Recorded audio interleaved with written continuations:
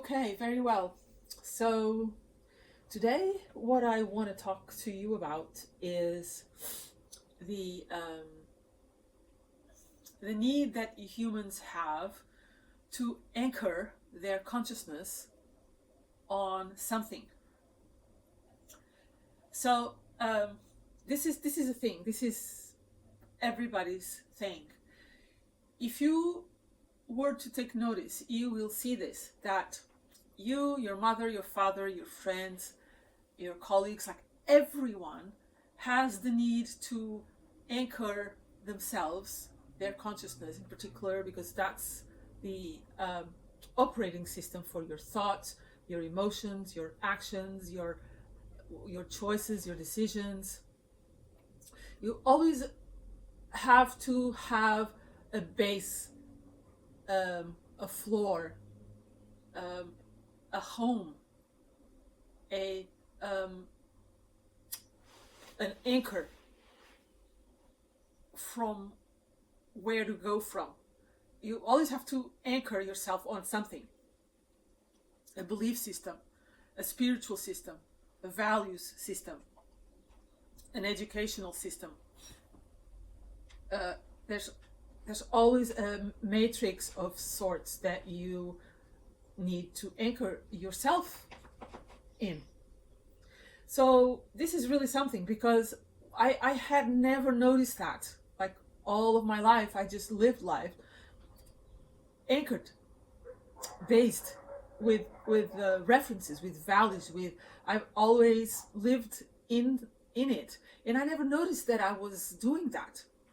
And it was many decades after, well, at least 5 decades, or almost 5 decades of actually changing systems and changing anchors, changing baselines, or trying to, because the ones that I was used to weren't favoring me very much, that I noticed that that's that's what I was doing. I was just trying to change a little bit of this way of being to try to get better results, a better experience for myself and better results, and then tweaking this other one and then adding things from this other one. So I was always creating a cocktail of my own recipe for a life philosophy. I would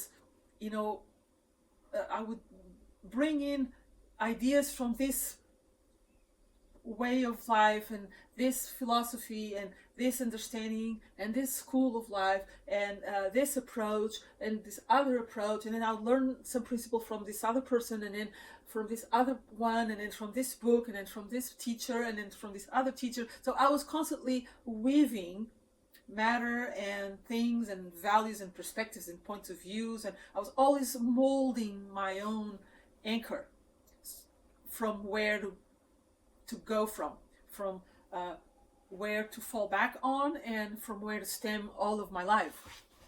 So I was always tweaking these things until the moment that I noticed how we have the need to do it, and also to notice how that is not a good thing, because we want to be free, and so long as we keep being anchored onto something, a belief system, a philosophy, a way of life, we are not free. And was like a very, like a radical discovery in my life. It was totally mind-blowing, to be honest. It was fucking mind-blowing how I noticed that we do that. It's just like something that is a natural part of being human in a group, in a society, in our culture. The whole concept of culture is an anchor, like our like company culture. When you talk about company culture, that is that anchor. It is like something that you teach, or it's an implicit way of doing things, of talking, of thinking, it's a reference point of how to navigate in that company, if it's a company culture or a family or any group. There's like these rules, implicit and explicit. There's expectations, there's these do's and don'ts. It's it's the navigation system, and we are always operating from that point of view. You go to a supermarket and there you have the do's and don'ts. You go to shopping center and there you have them. You go to a hospital and there you have it. You go to a friend's house and there you have it. You go to your condominium meetings and there you have it. It's like everywhere you go, there you have the anchors for yourself and for others. So, and what we learned all of our life is that we want to reach the highest, best reference points for our life, and we agreed upon which are the best anchors and the worst anchors. So you have, for example, a street gang. They anchor themselves on beliefs and values that are not considered good or appropriate or desirable, right? And perhaps Catholic gangs are perhaps considered a better option. So regularly, families don't really incentivize their children to go join a gang, but they might incentivize them to join religious studies. So we are always doing it. We're always doing it. And this video is to bring your attention to that, because when you do see that, you will see your prison. Or better yet, you will see your many prisons. Because depending on who you're with, and depending on where you are, you have a different kind of prison. Your anchor is your prison, because that it implies a way of being and a way of doing and an expectation of yourself and of others, and also from you towards others, that does not free you up. Quite the opposite. It just conditions you. It's a programming that conditions you.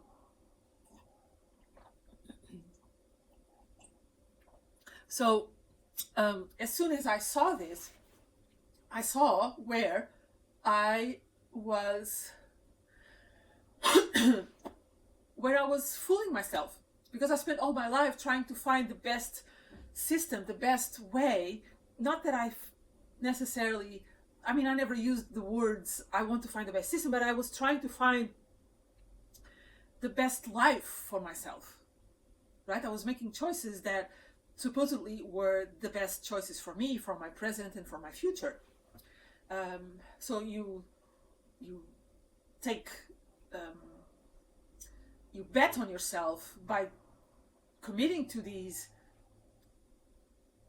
big or small things that supposedly are for the betterment of your life, of yourself, like education or a gym or a trip or whatever. Like when you decide to go to college, for example, go to attend university, that's you betting on yourself, betting that that thing will give you the best life possible. Or when you decide to get married, you commit to that person and to this project, and you are believing that that's the best thing for your life experience, and so on and so forth, right? But all of these things are anchors, are situations within which you have a special, you have a unique set of implicit and explicit rules, a special language, special and unique values and goals and a mission and expectations, do's and don'ts, and obligations and rights. So this is like, you have, for everything, you have all of these appendices that then you will learn to navigate. So it's pretty normal, and it's also pretty fucking exhausting, because it's constantly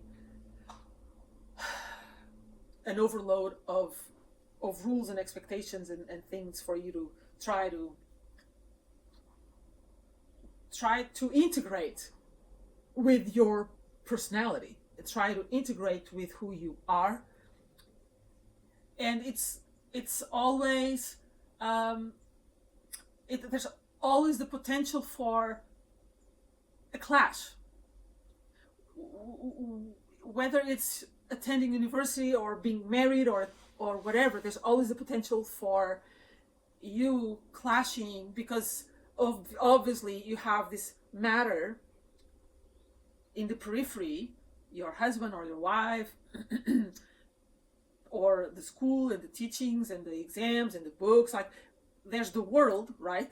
So you engage with the world, and there's always the potential for you to clash with said world, because you are relating to, you are relating with the various pieces of this world, of this periphery, from a place of outside in. You're not relating with these several pieces from inside out, because you learn from outside in how to engage and relate to the world. And so you are always in the potential of feeling that's not for you, because what's for you is determined by you, not the world. So if you are positioning yourself in a way that is outside in, and you relate to the several pieces of the world according to what's been pre-assumed it is the right way, according to the culture of that university, of that man or woman, or even your own understanding of what marriage is, just to give these two examples. There's a culture that you have interiorized, and you navigate the marriage and the relationship and your attendance at university. You navigate that life, that interaction, according to those implicit and explicit rules and expectations and missions and values and goals and all of that.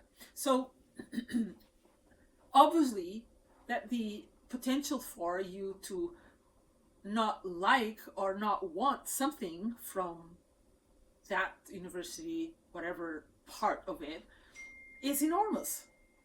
The potential for you to not like or not want something from your marriage is enormous, because it's you that knows what's for you. It's not the world that knows what's for you. So at any one point you might want to reject what's being proposed and offered and given to you, because that's not the provision that you prefer. The provision that you prefer can only be determined by your own codes of absolute preference. And your own codes of preference are your own, are an inside-out situation.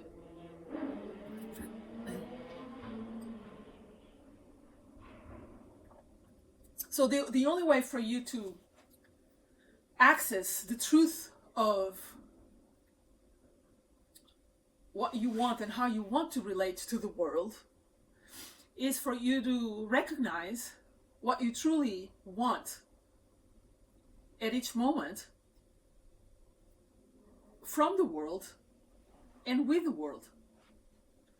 And for you to recognize what that is, and for you to trust that that's the best thing for you, because we already established that the best thing for you is not what the world has to give to you, because what the world has to give to you is creations. It was a construction that many other people have done. It's a construction. It's something that other people, a collective of people, have created. They assume that that's what you are going to like, but the culture is not the truth of you. The culture is just a random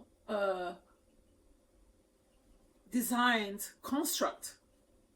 You might get lucky and find, for example, just to keep this example, an university that has mostly wonderful things and mostly a wonderful environment and mostly wonderful everything, and you have the greatest time, but it's not